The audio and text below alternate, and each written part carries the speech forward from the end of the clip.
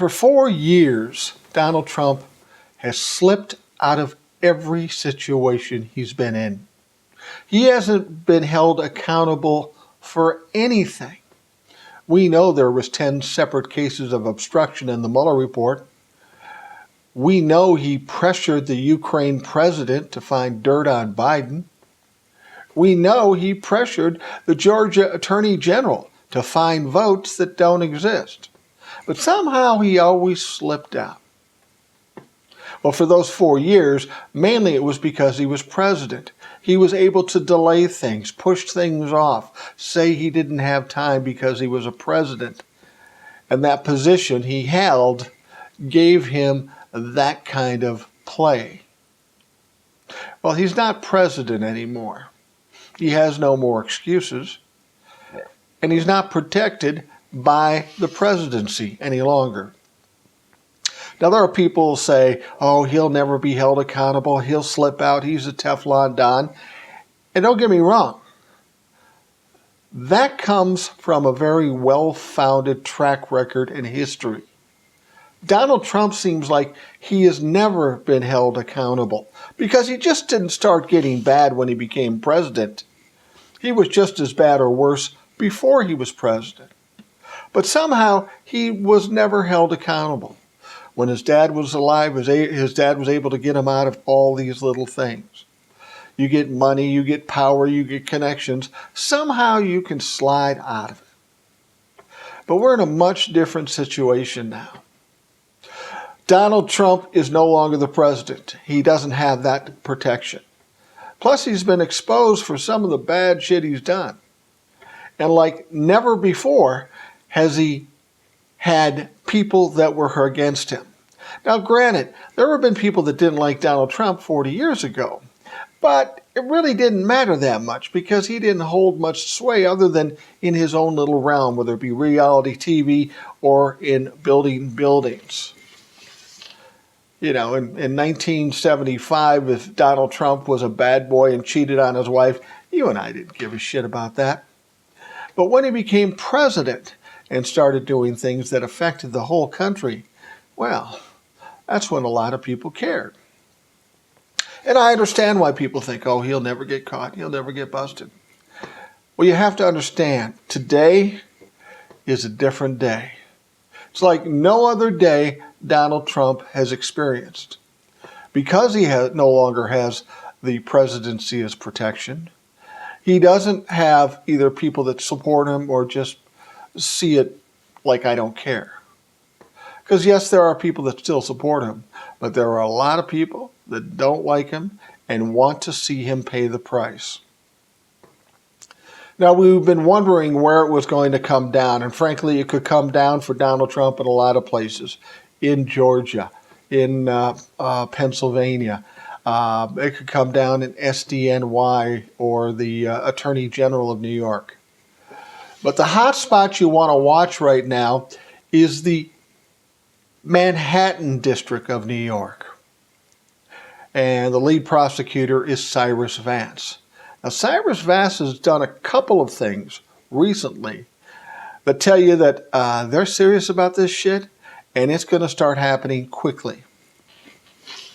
You remember maybe a week ago or so, maybe not quite a week, it was reported that Cyrus Vance and the Manhattan District hired Mark Pomerantz as a special prosecutor, which is weird because the Manhattan District or the SDNY don't usually hire outside prosecutors to come in. But in this case, they did. And you may or may not know this for sure, but Mark Pomerantz is the king of the hill, the stud of prosecuting white-collar crimes. I mean, in New York, on the East Coast, there's nobody better, there's nobody tougher than Mark Pomerantz, who is now working for the Manhattan District.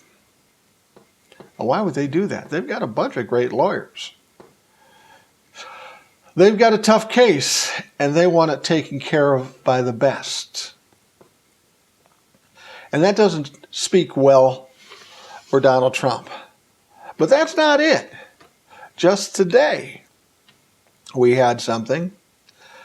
Donald Trump had been asked for his taxes from the Manhattan District. You might remember this. It was toward the end of the campaign and such.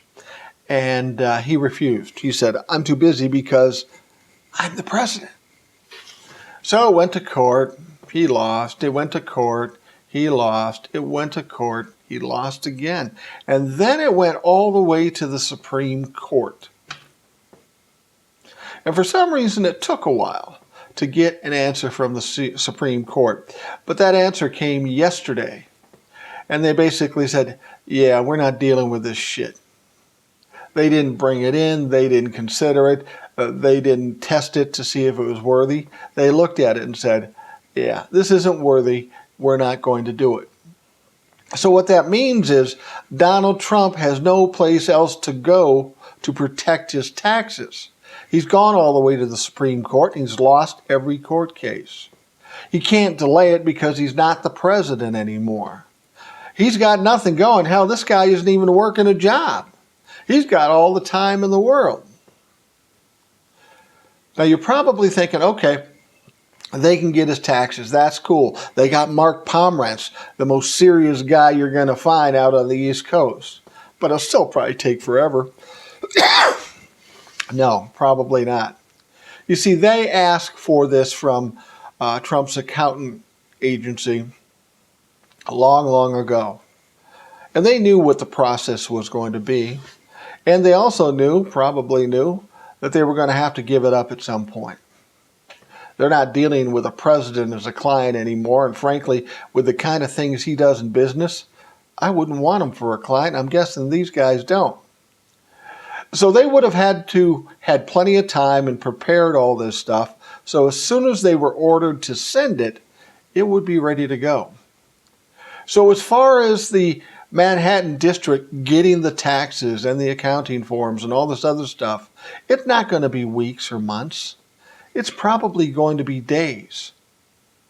This accounting agency doesn't want this hanging over their head. They don't want to appear as though they are not cooperating with the Manhattan District. That's business death to a company like theirs in their own hometown. So they're going to get this stuff over to the Manhattan District fairly quickly. And when they do, they got Mark Pomerantz and a bunch of other people coming in to sift through this, go through it. Now, how long it takes to ultimately indict and or prosecute Donald Trump, I don't know. They're going to want to cross all their T's and dot all their I's. But the process is working. His taxes will be exposed. And there's no turning back for Donald Trump. Because if you think there's not something in those taxes, in those financial documents, that's going to nail Donald Trump, I mean, they're looking at tax fraud. They're looking at insurance fraud. Let's just talk about that. Michael Cohen has already told us he misestimated the amount of money that he made to be lower to submit to the IRS, which is legal. He hyped up his value of his properties so that his insurance would be lower. He actually admitted that he was lower too. What he would do is he'd say he had more money just to get bank accounts and bank loans, but then he'd say, oh, this stuff isn't worth anything, so the insurance cost was lower. This guy's got a problem, a big, big problem, and it's all coming to a head right now. So you watch, and if you think Donald Trump isn't going to be accountable, well, in this situation, dude's going to be accountable, no question about it. Thanks for joining me on Rational Boomer.